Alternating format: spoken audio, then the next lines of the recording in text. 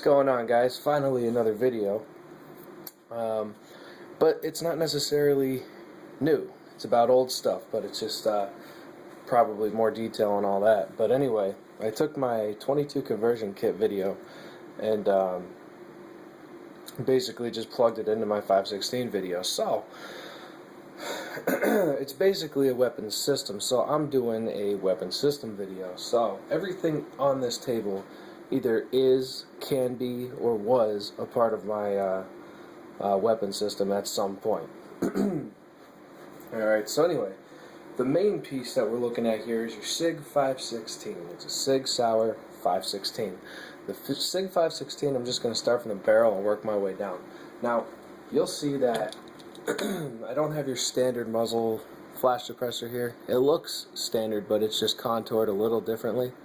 Well, that's just an upgrade I did. I don't really see any difference in them.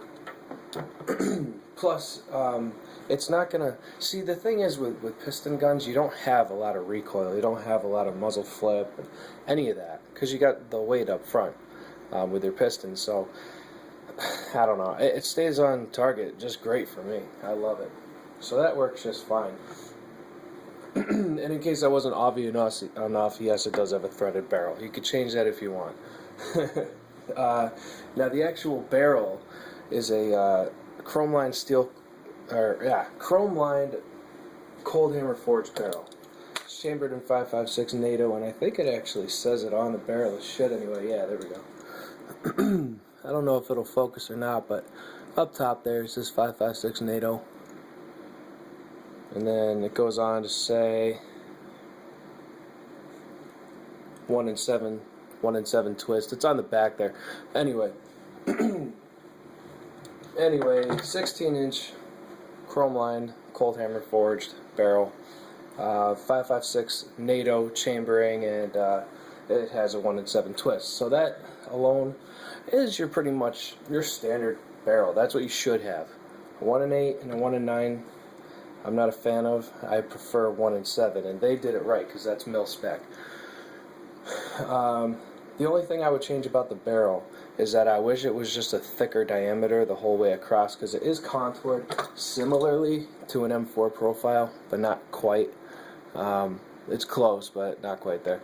But anyway, the only reason that those weapons, the M4 profile barrel, they have that notch in there, and the only reason for that is to mount a launcher, grenade launcher. And when, you know, the original ones, you had to like do something funky with the barrel. That's why they're cut that way, clearly. Well, the newer ones, they just go on the rail system underneath, so there's no point in having that cut in the barrel. Right now, at this point in time, 2014, the M4 profile barrel, the way it looks, is just aesthetics. It's just design. It's just, you know, how it looks. It has no functioning at all, because, you know, if you get a launcher now, like the Havoc 37mm, that one right there, you could just put that on your rails, you know. So I mean, and it's legal to get as a civilian. So as far as I'm concerned, there's really no point in having an M4 profile barrel. Just go with a thicker one, because when you go with the thickest barrel you could possibly get, you get better stability, you get, you know, more heat tolerances. So that's the direction I want to go. If I do anything with a barrel, it's definitely going to be a fatter barrel. And it is semi-free floated, and I'll show you how. The only point of contact this barrel has is in here.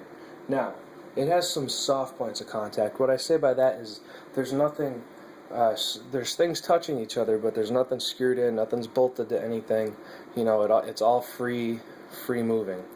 You know, hard points of contact would be like if it's screwed in, you know, or epoxied or pressed or something like that. There's nothing like that going on with this piston action.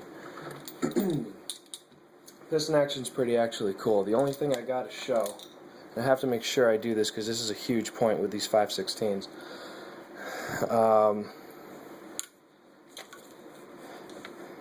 Alright, good enough. You'll see what I'm talking about. There's this button here and this. Now you push this in, it's easy to do, you push it in and you twist this, the piston, the regulator. So you push this and you twist this. Comes off super easy. Really easy. As a matter of fact, I could do it with one hand. And let's see if I have the leverage. I don't think I do right now. But you can undo this one-handed. One-handed. Alright, now try and do that shit with the other Sig516 out there. There's another Sig516 out there that's got the same gas piston. Well, the way to take it off, you know, this part up here, it has the Stag Arms Model 8. It's real similar to that. So you got to press that detent, you know, hold it down with a knife or a Allen key or something, and, you know, twist the top with pliers, and it's just a pain in the ass. You can't get it off with one hand, and you need tools to do it. This I got off with my left hand, and I wasn't even trying barely.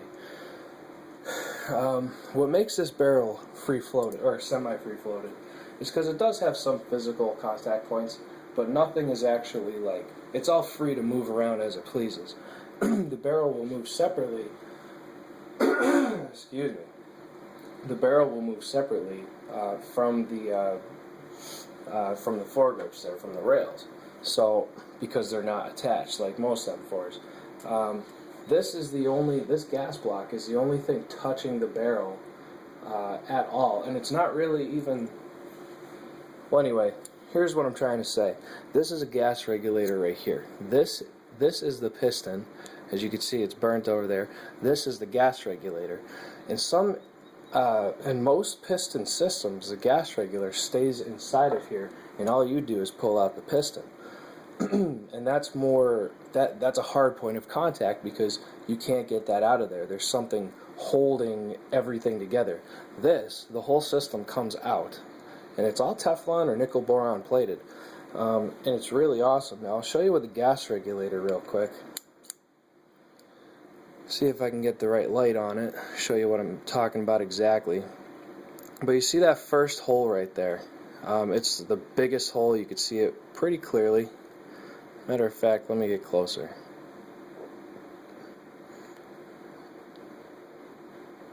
Definitely having a tough time focusing. Alright, so you got that big hole right there. That's for suppressors.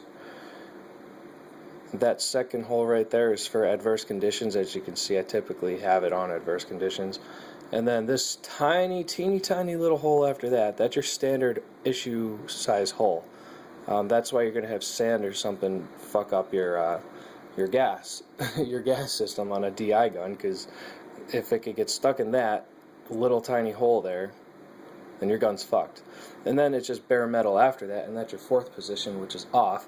Single shot fire, so then every time you pull the trigger, you got to pull the charging handle and you know, do that every time you shoot. So that's basically it. That's your gas regulator. Those are the four systems. Now, like I said, this whole thing is nickel boron plated. It's awesome. It's smooth as all hell. It always feels like it's lubricated. This here, the piston, is all Teflon, either nickel boron or Teflon plated, I'm not sure. Even the gas keys up here, there's 2 of them. No, there's 3. Anyway, there's 3 gas keys up here, and they're all, you know, they're all coated with whatever it is. This whole thing is, and it's smooth as all hell and super easy to clean. So is all this, so is this brass part here. Under here is coated, this spring is coated, this black part here is coated. This rod here is coated, which I think is the same thing as this right here. But anyway, it's just the whole frickin' thing is Teflon coated, and it fits perfectly. Everything is smooth as all hell. That's why I love this gas pistol, dude. I shot, the most I ever shot out of this gun in one day without cleaning it, either 700 or 800 rounds, I'm not sure. It was somewhere in between there. And the farthest I've had any corrosion come up is about right here. And that's after 700 rounds. So you have all this area, which is super easy to clean, to dirty up before you run into, these parts, which even these are super easy to clean. But 700, 800 rounds, somewhere around there, went right up to there, pretty much.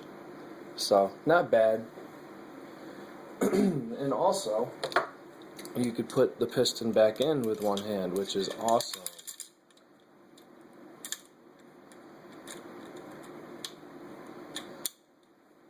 Takes a lot of weird twisting, but it is very smooth. And then there you go. Boom. Back in action. So, the barrel, you learned about the barrel. We got the gas piston system, which is awesome. Do not, just make sure it's got that gas piston system, that detent and everything, that button that you press and everything. This has a button, the shitty version has a detent, and you don't want that. It just sucks. It sucks to clean. I had a Model 8 for about 2 years, and that's the gas piston I had, and I remember it wasn't hard to clean. It wasn't hard to clean, it was easy to clean, but this is a shit ton easier. So, that's all I'm saying, and more reliable too. But anyway, okay, so that's a gas system. Now we got our sights. Let's talk about our sights now. I do have Magpul flip-ups for backup sights, and I do have it on the gas block up front. And a lot of people like to think that having these sights on a gas block, on a piston gun, is really, really dumb because it'll melt. Well, yeah, it will melt, but you have to fire before it melts at least 800 rounds as fast as you can. And let me tell you something, if you're firing at that rate, you're not using your sights anyway, so what's the point? You know, who cares at that point? But I have seen physically with my own 2 eyes somebody run Magpul sights on their gun, on their AR. Had 10 beta mags, 100 rounds each, so that's 1,000 rounds. Literally sat there, fired off, you know, drum after drum after drum after drum. I would say he got somewhere in the ballpark of 800 rounds when the sights fell off the weapon, or melted off the weapon, I should say. And it didn't just melt off. It took some, like, he had to, like, kind of touch it, or not touch it, but he did something. But anyway, I would say if this front sight could stand up to about 800 rounds fired just one after another in one sitting, 800 rounds, that's kind of when it fell off. Well, I would say that it's pretty much, I would say it's still good at around like 500 maybe. You know what I mean? It's not warping yet. So, I mean, when the hell are you ever going to fire 800 rounds, you know, like that? I don't think, you know what I mean? Like, nobody does that. So, for practical usage, even in a tactical, what do you call them? The tactical carbine classes, you're going to be fine with these sights, you know? You're going to be alright with them. They're not going to melt under that amount of heat. It takes a lot more heat for these things to melt. Now, I will say that I have run 2 of these 60-round short-fire magazines through it as fast as I could on 2 separate occasions, and that's 120 rounds. And I've never had an issue with my sights moving or warping or anything. They're still on there real good. Still on there real good. Got no issue with them. They're perfect. They don't move at all. And also, this nut right by my thumb here and this big ass bolt on the other side, they make sure that this sight stays on and is not going to go anywhere. So I wouldn't be too worried about having your sights melt off. Some might, but Magpul, you could dump 120 rounds through it as fast as you can, and you're not going to have any issues. So if you're going to be firing any more than that, any more than 800 rounds, you know, in a sitting, well, you're not using your sights. So I don't even know why you have them on there. Alright, so, okay, since we're still talking about sights, we go up to my EOTech. My EOTech is my baby. I love it. The second most expensive thing on the gun. The gun itself, the Sig516, was around $1,000. I'd say right now it's probably sitting at $1,100. Now, when I got it, it didn't come with, what the hell's it called? It came with an MOE stock. This is stock on it, this MOE pistol grip here. The rails are too. Nothing else on this gun is stock. I changed everything on it. But we're talking about sights right now. Sights, Okay, so the EOTech, the XPS2. Now I have a little diagram drawing here to show you what it looks like inside. I'll show you inside too, but I'm not a fucking artist. So anyway, inside we have our 65 MOA circled. It's common on most EOTechs. Now right here we have a 1 MOA circle right here, and that is rated for 50 yards. Now if you zero this dot in at 50 yards, you're going to be hitting in the same exact spot at 200 yards. And this dot right here is rated for 500 yards. Now this has to be dialed in at 50 yards, but if this is dialed in at 50 yards, you have 50 and 200. This is more for like a, you know, WROL type of situation. This one here we got 500.